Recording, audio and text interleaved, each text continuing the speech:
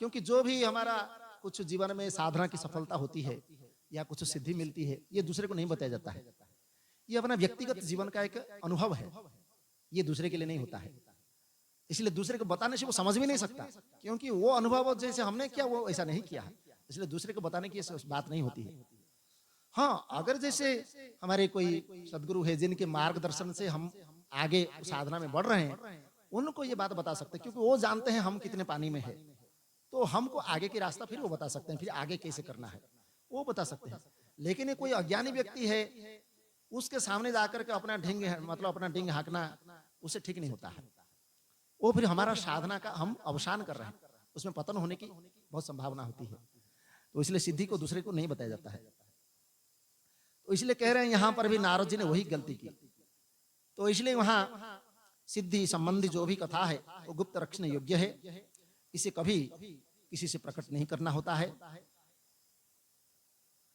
अब भागवत में सुने होंगे राजा नहुस थे, तो उनको भी इस प्रकार गर्व का अनुभव हुआ, क्योंकि कई बार जो है हमको अगर हमारे से अधिक से ज्यादा कुछ मिल जाए तो भी हमको उसको पचाने में बड़ा दिक्कत होता है, मतलब उसको पचा नहीं पाते हैं। इसलिए मनुष्य के पास जितना उसका सामर्थ्य है उतना भगवान उसको देते हैं, लेकिन वो अधिक सामर्थ्य से भगवान से मांग लेता है, तो उसको संभालना बड़ा उसके लिए कष्ट होता है। इसलिए हमारे पास जो है जैसे है, इसी संसार की जो भौतिक वस्तु है या जो भौतिक संपदा है, जो है जैसे है उसमें संतुष्ट होना चाहिए। अधिक से अधिक हमको उसको संग्रह किया या अधिक से अधिक भगवान से मांगने की कोशिश किया तो समझो हमारा पतन का कारण हमने स्वयं ही खोद लिया। तो ये भौतिक संपदा जो हमारा किसी काम की नहीं है, वो तो बस हमारा आवश्यकता के पूर्ण के लिए है, तो उसका जो है हमको संग्रह करने की आवश्यकता नहीं है। तो इसलिए कह रहे हैं कि जो कर्म की गति है वो बहुत बलवान होती है। तो वो राजा नहुस जो थे, इन्होंने उस समय के चक्रवर्ती सम्राट थे, बड़े राजा थे और बड़े पुण्यवान थे, अनेक पुण्य कर्म किए थे। लेकिन वहां एक बार स्वर्ग में इंद्र पद खाली हो गया। उसका कथा बहुत है, उसको कहेंगे तो समय लगेगा, इसलिए मैं थोड़ा शॉर्टकट में बता देता हूँ। तो इंद्र पद खाली हो गया, तो उस समय इंद्र पद में, तो स्वर्ग में इंद्र पद खाली हो गया, तो फिर असुर लोग आक्रमण कर सकते हैं। तो असुर लोग आक्रमण करेगा तो फिर वहां कुछ भी हो सकता है, युद्ध होगा तो फिर वहां जितना मुश्किल है असुरों से, तो इंद्र पद का खाली नहीं होना चाहिए। तो उन्होंने फिर इंद्र पद को भरने के लिए गुरु बृहस्पति से कहते हैं। तो गुरु बृहस्पति उस समय विचार करते हैं और सप्तऋषियों को बुलाए और उन्होंने विचार किया। तो उस समय के सबसे बोले कि इस समय कौन ऐसा पुण्यवान व्यक्ति है जो इंद्र पद प्राप्त कर सकता है। तो यही एक राजा नहुस जो थे, ये सबसे बड़ा पुण्यवान थे, लेकिन उनके पास इतना भी पुण्य नहीं था कि वो इंद्र पद प्राप्त कर सके। तो सप्तऋषियों ने अपने तपस्या का जो फल है उन्होंने राजा नहुस को प्रदान किया और प्रदान करके उनको इंद्र पद के अधिकारी बनाया और इंद्र पद के अधिकारी बना करके उनको इंद्र के सिंहासन पर लेकर के स्वर्ग में बैठाए। तो इंद्र पद प्राप्त किया तो उन्होंने अपने आप को धन्य समझा। फिर उन्होंने पद को प्राप्त करने के बाद फिर मनुष्य का अहंकार भी बढ़ जाता है, सबको अपना अपना पद भी संभालना बड़ा कठिन होता है।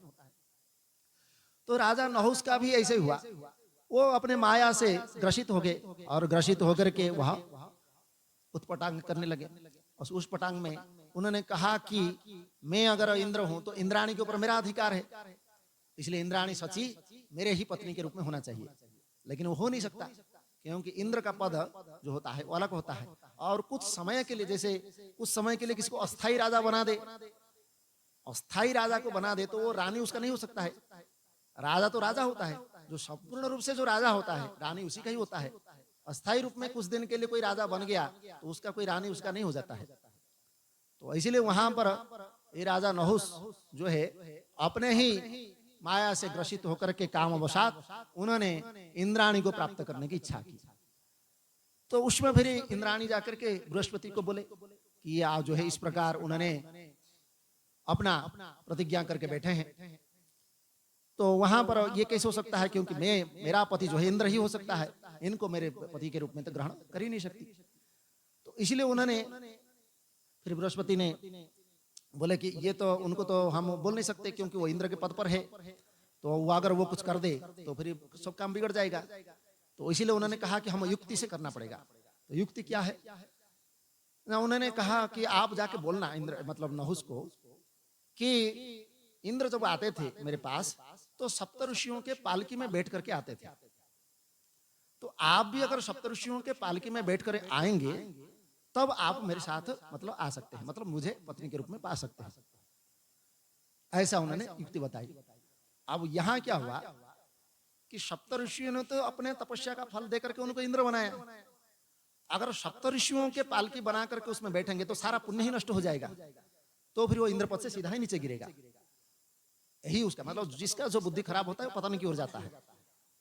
तो यही हुआ उसका। तो उन्होंने तो काम से उतावले हो रहे थे, तो वही उन्होंने किया गलती। तो उन्होंने क्या किया, वो सप्तऋषियों को आज्ञा दे दी कि आप मुझे पालकी बना करके लेके जाओ।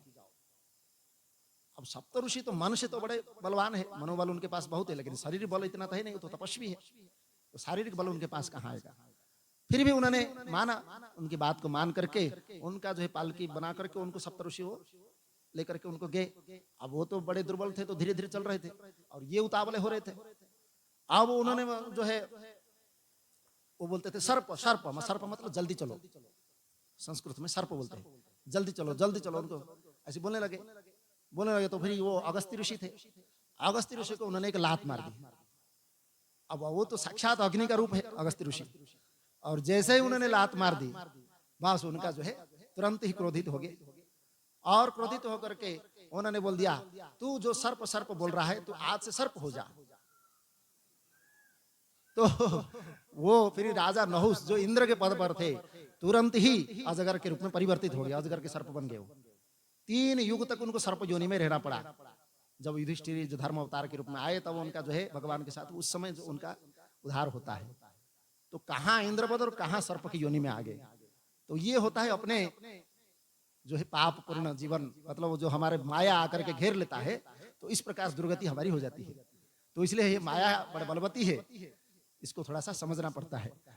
ये बहुत, इसलिए नारद मुनि भी उस माया के चक्कर में आ गए और वही उन्होंने किया। फिर वहां से ब्रह्मलोक में गए तो उनके पिता ब्रह्मा जी थे, तो ब्रह्मा जी को नमस्कार करके उन्होंने वहां भी वही बात कही, मैंने तपोबल से कामदेव को जीत लिया। तो उनकी बात सुनकर